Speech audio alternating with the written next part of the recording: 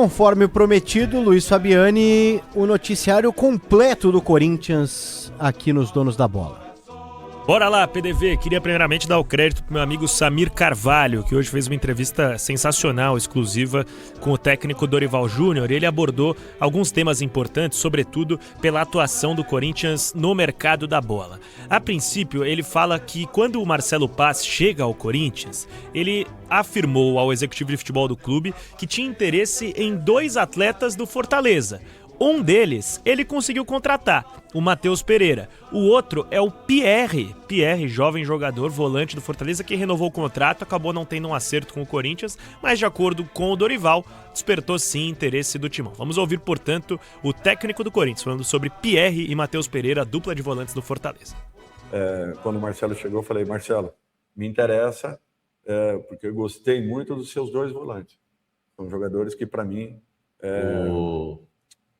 Tem um outro menino lá, né? Esqueci o nome dele agora. O pessoal do chat ajuda, é o primeiro volante. Também. Não é o Pochettino, você está falando? Não, o Pochettino também é um jogador interessante, mas não é. Não foi ele, não foi o É o Pierre, lembrei. Exatamente. Perguntei a respeito dos 2. Gostei muito do Matheus quando eu vi atuando em outras partidas. Um jogador que tem um timing interessante, que tem passe na vertical, que aproxima, que tem uma boa batida. E nós vínhamos conversando a respeito. Por quê? Porque às vezes você precisa de uma peça dentre 20, 30, 40 nomes que você conversa diariamente, definiu uma peça, então você começa a jogar com outras peças. Por quê? Esse jogador pode cumprir essa função, esse jogador pode também fazer essa função. Se eu perder, então você fica fazendo exercício. Se eu perder esse volante, como que eu jogaria? Esse cara jogaria com esse, com aquele, você entendeu? Então você fica fazendo que pode um exercício que ele pode alterar ao longo de uma temporada. Aí, portanto, o Dorival Júnior falando sobre essa situação do Pierre, e é um nome que não tinha vazado ainda, tá? Então é um Corinthians silencioso no mercado, e pode reparar que quando sai um nome, é quando a negociação já está avançada, então pouca novela no Corinthians, é um trabalho muito sério, feito pela nova diretoria de futebol capitaneada pelo Marcelo Paz. A gente falou, o Pedro Milans, lateral direito uruguaio, vai chegar nessa noite em São Paulo para assinar por 4 temporadas com o Corinthians. E o Dorival também falou sobre o ala direito, explicando suas características e como ele pode agregar no Corinthians nesses próximos 4 anos que ele terá de contrato. Fala, Dorival. A gente nunca sabe, aquilo que eu falo, a gente nunca sabe. O atleta, nós avaliamos tudo que é possível do atleta. Nós já vínhamos conversando a respeito de muitos nomes, entre eles o nome do Pedro.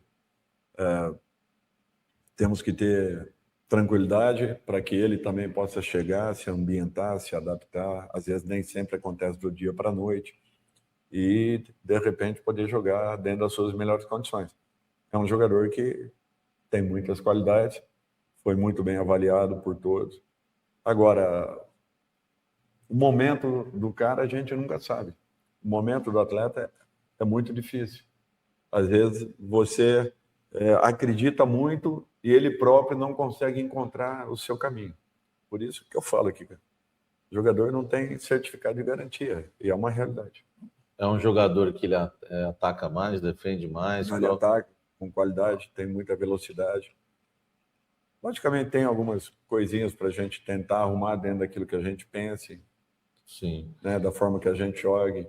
Mas isso tudo... nós temos que ter a consciência de uma coisa, Samir, e isso o nosso torcedor sabe muito bem. Qual é o momento do nosso clube? O que nós podemos fazer? Quais as contratações que nós poderemos ter?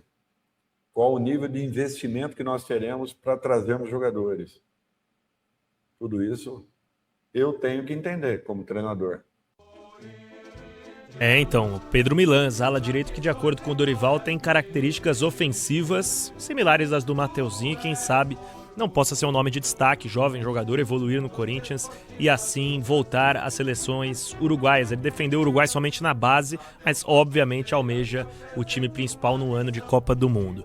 A última do Dorival nessa sequência, ele revelou ao Samir Carvalho que o Corinthians trabalha com a possibilidade de contratar de 4 a 7 jogadores nessa janela de transferências. Tem 3 muito bem engatilhados, um deles já anunciado, o Gabriel Paulista, o Matheus Pereira, que está em vias de assinar o contrato, e o Pedro Milans nessa mesma situação, ainda dependendo de exames médicos. Então olhem o que disse Dorival Júnior, admitindo a postura agressiva do Timão no mercado.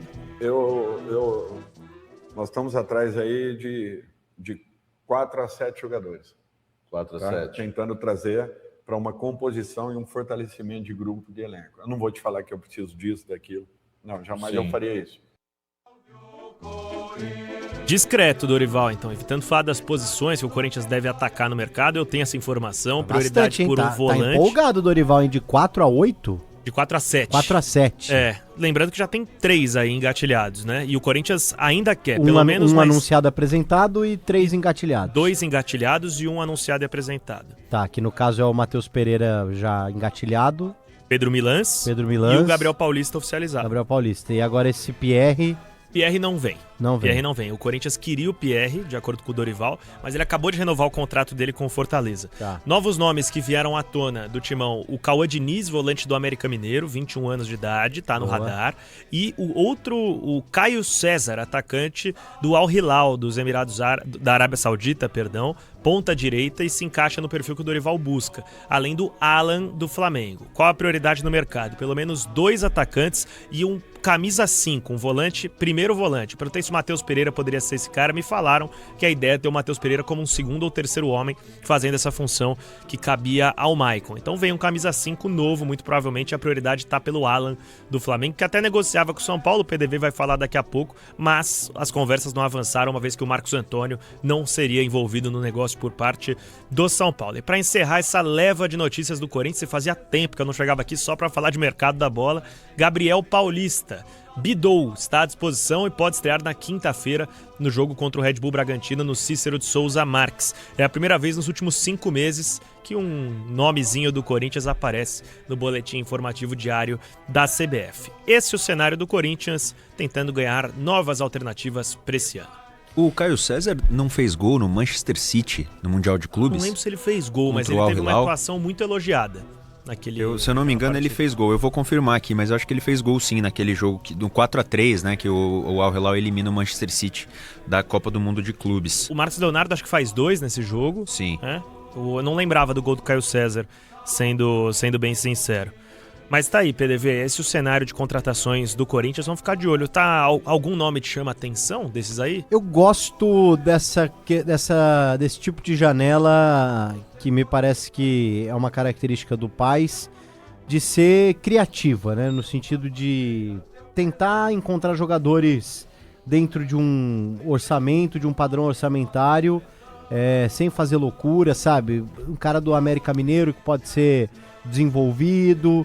você vai buscar um cara que tá fora e que não é tão falado assim. Não conheço o Milans, então não sei, pode ser, mas desde que o Corinthians não gaste tanto, claro que o mercado, de modo geral, ele é super inflacionado, e hoje nenhum jogador, em tese, é barato, né? Mas tem alguns perfis de jogadores que extrapolam um limite e que acabam não valendo a pena. E o próprio Corinthians sabe bem disso, né? O Félix Torres, por exemplo. Essa coisa de você ir lá, pagar em dólar pelo cara e tal. Ou firmar algum contrato que lá na frente você vai ser obrigado a comprar o jogador. Enfim, eu acho interessante, cara. Eu tô gostando desse começo do Marcelo Paes. E tem tanto tipo cara barato no mercado, né? Cara sem clube, cara que dá pra você pegar por empréstimo, que permite uma certa criatividade no mercado. E os clubes hoje têm tanta estrutura para monitorar atletas pelo mundo todo, que aquela equipe que só contrata medalhão, só contrata jogador conhecido, querendo ou não, fica para trás, gasta demais e rende de menos, né? E foi essa a realidade do Corinthians, não só na gestão Augusto Melo, mas na gestão do Ilho também, né? Um time muito envelhecido, que tinha Renato Augusto, Gil, o Fábio Santos, o Cássio, o Fagner. Então é a ideia de buscar atletas mais jovens com custo baixo e assim reformular o elenco. Aliás, uma outra informação: o empresário do Rodrigo Garro admitiu que o Grêmio procurou o camisa número 8 do Corinthians. O Grêmio, hein? Mas que não tinha nenhuma negociação em andamento, porque o Corinthians rechaçou totalmente as possibilidades. Lembrando que no começo do ano passado, E eu acho que isso não se repetiria hoje. O Corinthians recusou uma proposta do Zenit de 25 milhões de euros pelo Garro.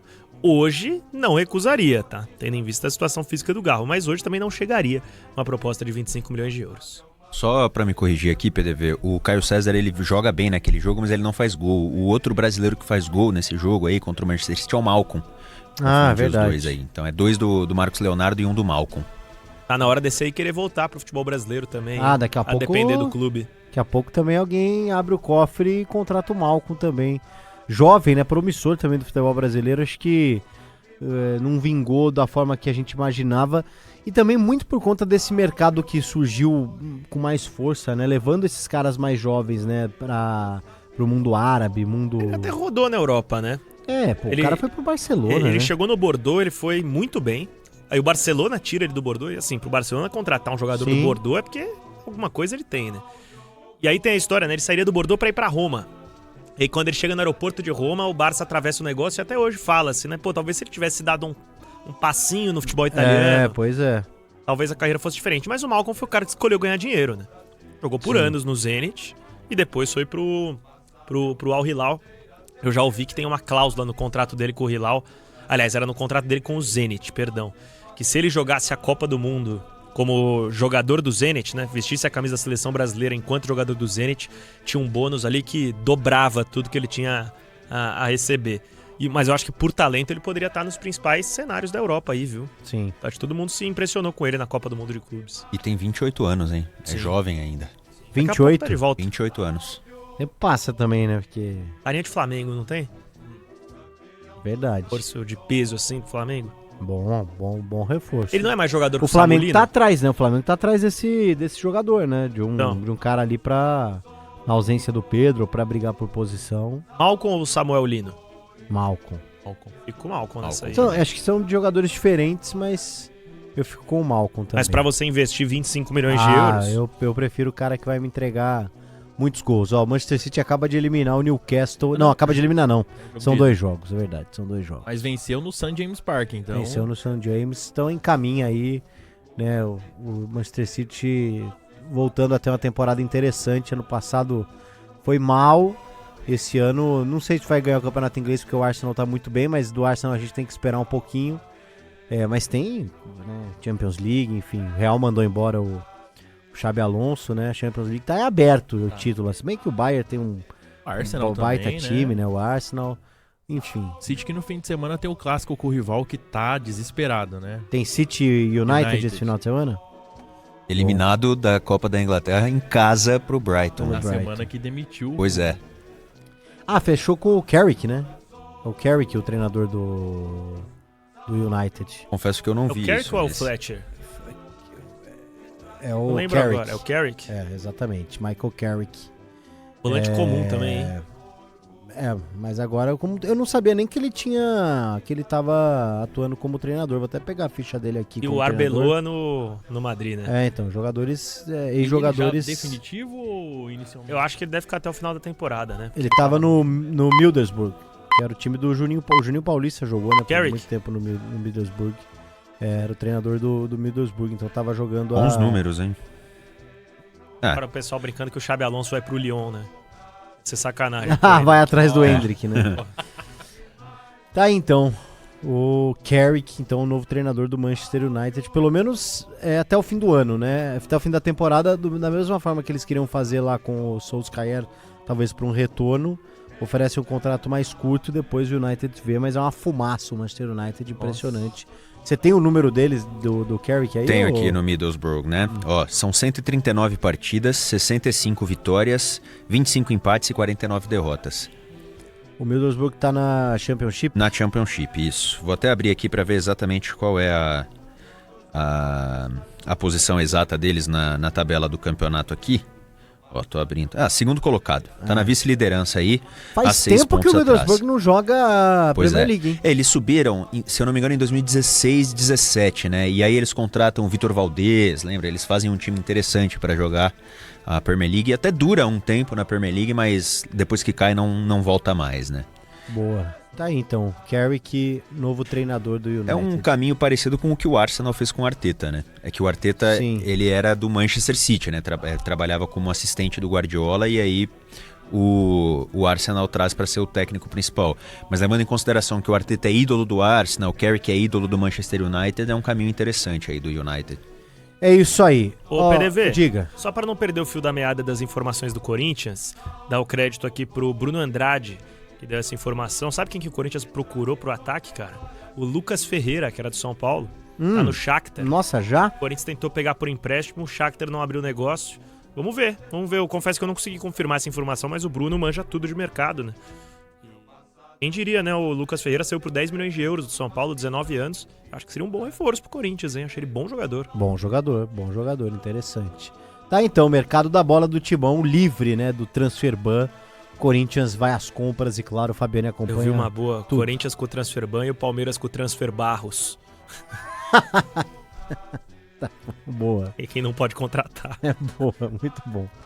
Ó, a gente volta daqui a pouco com informações do São Paulo e do Santos também nos donos.